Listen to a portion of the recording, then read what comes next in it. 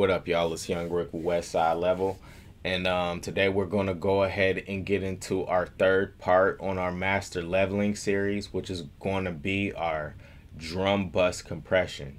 But before we set up any of this bus processing, let's go ahead and print out all of the tracks that we mixed in our previous lesson. It's going to allow us to mute all of these plugins, free up some CPU so we can start focusing on this section of the mix. So what I'm going to do is arm all of the tracks like I got here at the bottom by just hitting this red record button. Go to this, and I'm going to go to the playlist, and I'm going to make sure the whole song is highlighted. And as you can see previously in the session, that after I gain staged, I printed out some tracks. So our next session of tracks is going to look exactly like this.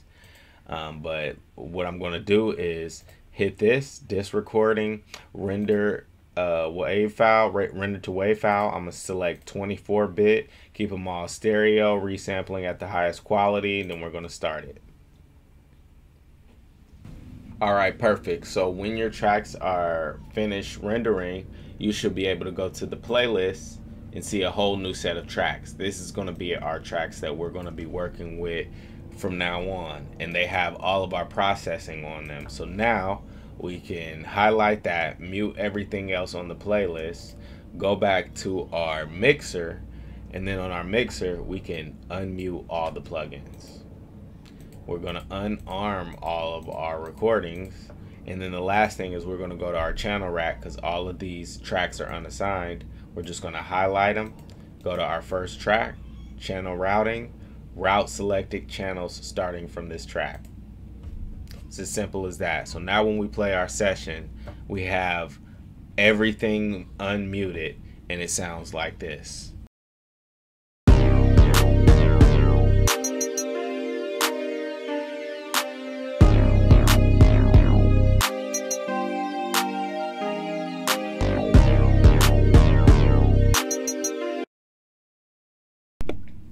All right, now just with that leveling that we did with our channel strips, that sounds amazing. You could honestly put a limiter on there and that would work fine, but you're here for Westside Level to learn more and get deeper into it. So what we're going to do from here at this point with this level is we're going to assign our drums to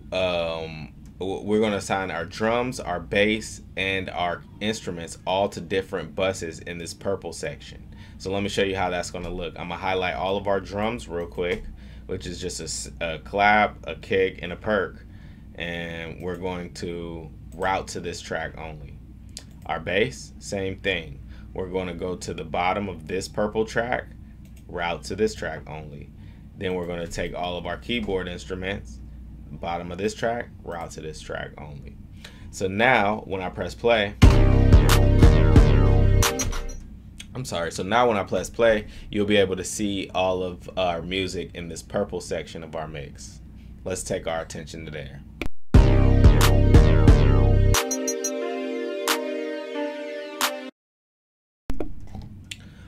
Okay, so now that we have all of our buses routed properly, let's go ahead and mute everything except but the drums. That way we can get a tight focus on what we're dealing with here. So here are just our drums.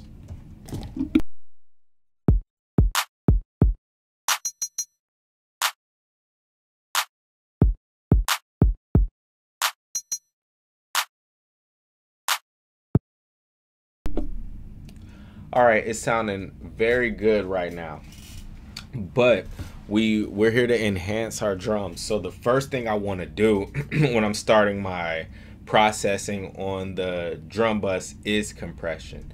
And the reason why I want to start off with compression is because we spent all that time during the mix getting it really dynamic and everything.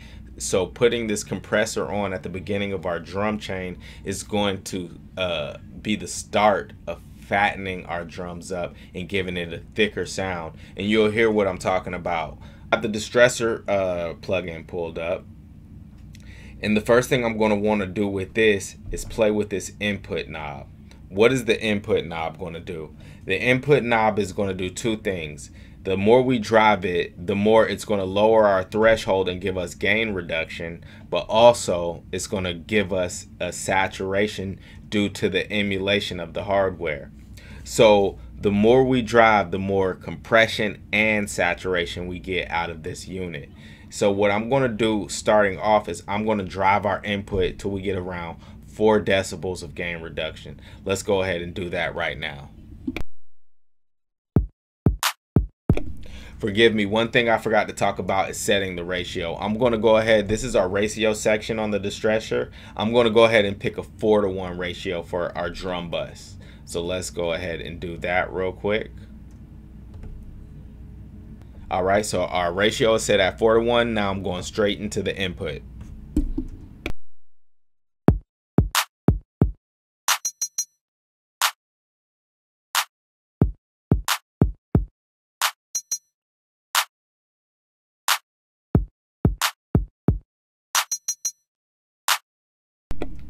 All right, now that I have our input on our compressor set, and it's getting around 4 dB of gain reduction, we got some, our ratio set. I want us to start to pay our attention to this detector section right here. What is this going to allow us to do? Well, if you notice within our mix, our loudest instruments are our 808 and our kick. These are bass heavy, low end heavy instruments. So understand that the first thing that's going to trigger this Distressor compressor is the bass and the drums. It's not going to be triggered like an even drum set to where it'll be triggered by drum and a snare. So if we want that regular compression, what we can do, if we want that regular compression rather than the compression being triggered by the kick and by the kick drum, what we can do is change this detector section to only detect frequencies from a certain range, and it gives you either a high pass filter to choose from or a band pass filter. So the high pass filter is going to cut all the low end energy out, and the compressor is only going to detect that mid to high range, and that's going to allow us to get even compression. So that's why I'm going to set my compressor to the high pass setting.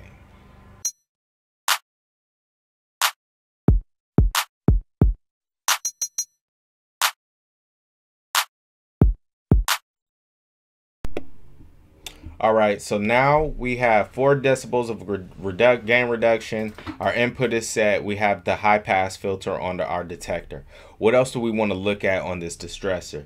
Well, right here at our audio section, it allows us to add some more distortion to our signal, some saturation that can add weight and really thicken up our drums. Now there's 2 types of distortion here. We're not going to pay attention to this high pass option real quick, just these 2 distortions. The yellow distortion 2, is more of a mid-range distortion and will give you more of a mid-range punch. The red distortion 3, is more of a low-end distortion, and it'll give you more of a warm low-end punch. So let's go ahead and choose a distortion for our drums real quick.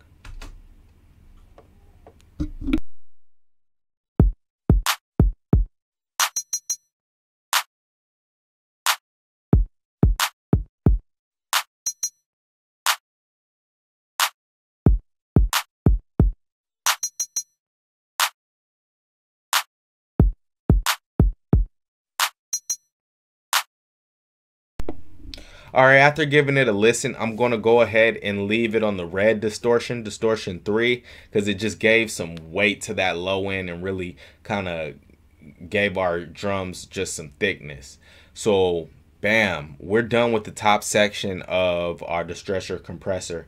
Now what do? The things that we've always been doing when it comes to compression, setting our attack and release. And as we've known from previous tutorials, when it comes to drums, we're going to go with a slow attack. So let's start off by giving the attack, by setting our attack very slow and our release super fast. And let's start off by setting our release Again, with the release, we're going to get, it's going to end up being a fast release because these drums are moving pretty fast, but we're going to get away with as much release as we can. So let's go ahead and set that.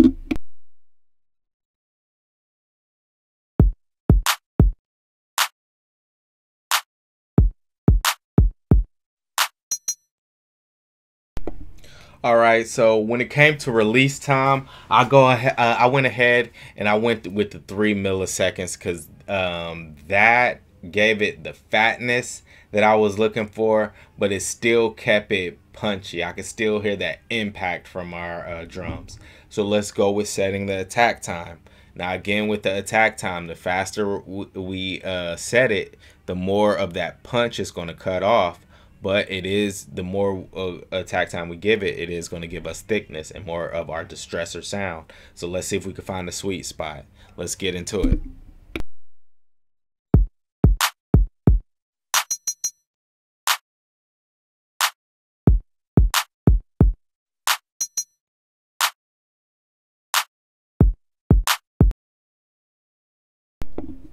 All right, perfect. So when it came to our attack time, I went ahead and gave it about a 5.5 attack time. And the reason why I was able to dig so deep into that attack time and still only get around 2 decibels of gain reduction is because, again, we set that high pass detector, so it's not really hearing all of that 808 in that drum. It's just really responding to the top end of that drum and the the snare and the hats.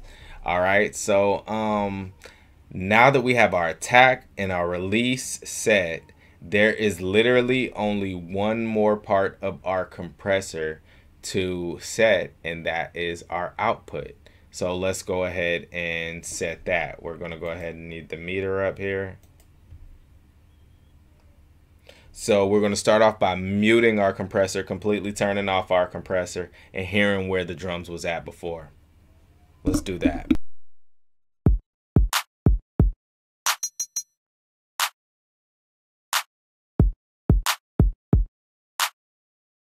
All right, so we can see very quickly that we're sitting at 15 decibels with our drums. So let's go ahead and take our output knob and get our drums back to 15 decibels. Let's go ahead and do that.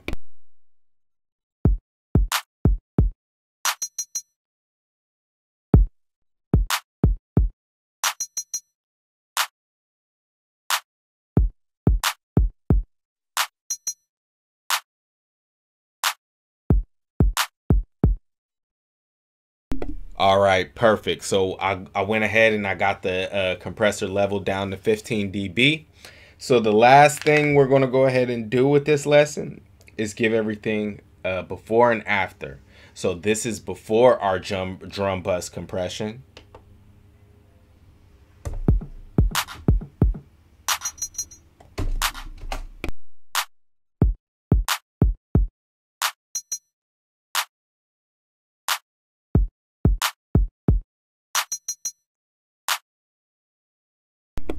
This is after our drum bus compression.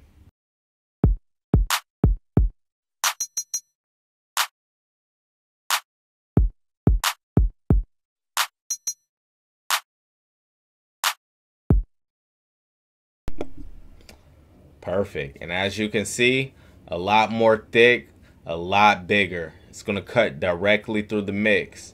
All right, so let's keep this going. Like I said, if you like it, go ahead and give me a like. Have any questions, leave it in the comments section. My name is Rick. Like always, y'all be smooth. This is Westside Level. I'm gone.